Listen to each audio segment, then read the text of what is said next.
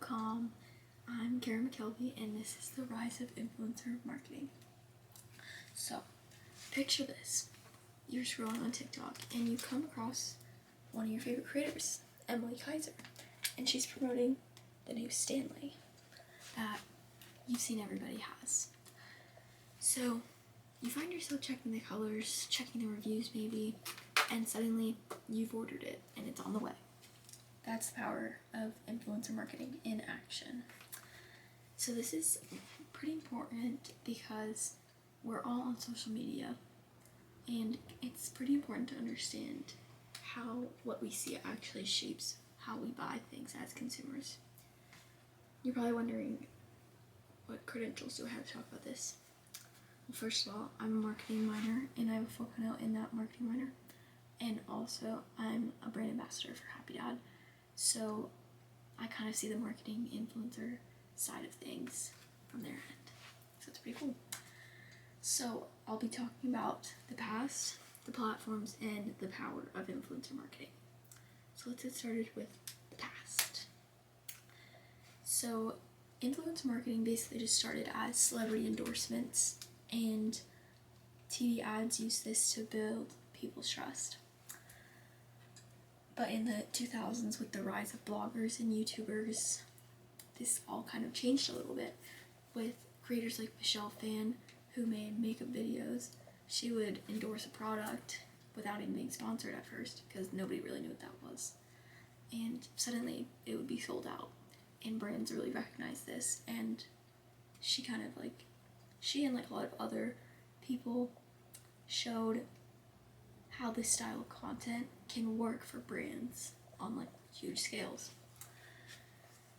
And early influencer partnerships brought us measurable financial success.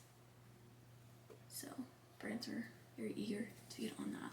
And a lot of this information comes from the 2025 Journal of Business Research from Ben Vento. Sorry if I butchered that.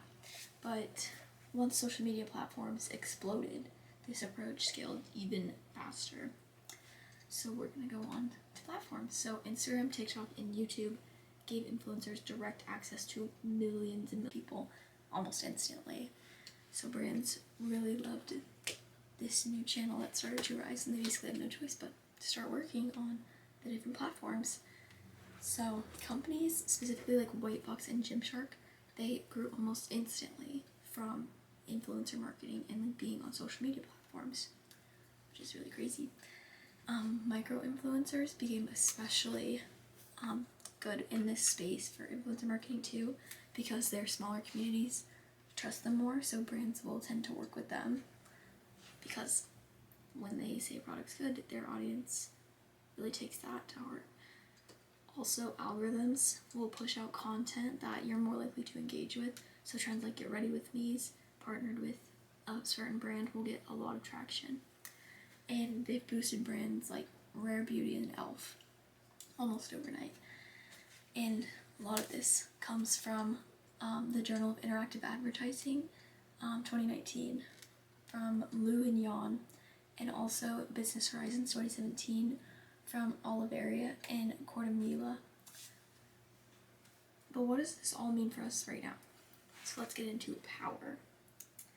As you can see from this, it's the influencer marketing size worldwide from 2015 to 2025. And so in 2015, it was 1.7 billion. And now, just in 10 years, it's 32.55 billion. So it's really crazy how much that can grow in just 10 years. And influencer marketing is now a multi-billion-dollar industry. Many brands spend giant chunks of their budgets for marketing on working with creators. And in 2024, Fenty Beauty and Gymshark reported over 50% of their growth from influencer marketing. And that's some crazy buying power. People trust influencers also more than traditional ads. So someone like Alex Earl can sell things out almost instantly, almost overnight. Sometimes actually overnight. That's, once again, crazy buying power. And looking ahead, authenticity and transparency matter a lot to people. and creators have to disclose like with like hashtag ad or hashtag sponsored on their posts to keep their trust that people have in them. And platforms, since they keep adding features like TikTok Shop where you don't even have to leave the app to buy whatever it is they're talking about in that video, so it makes it even bigger, which I think probably is why it contributes to such a big jump. Like even in 2024 it grew like 9 billion in just 1 year, which is crazy. And a lot of this information came from all the sources that I mentioned so far, like the Journal of Business Research and the Journal of Interactive Advertising from 2025 and 2019, from the authors like Ben Vento and Lu and Yang.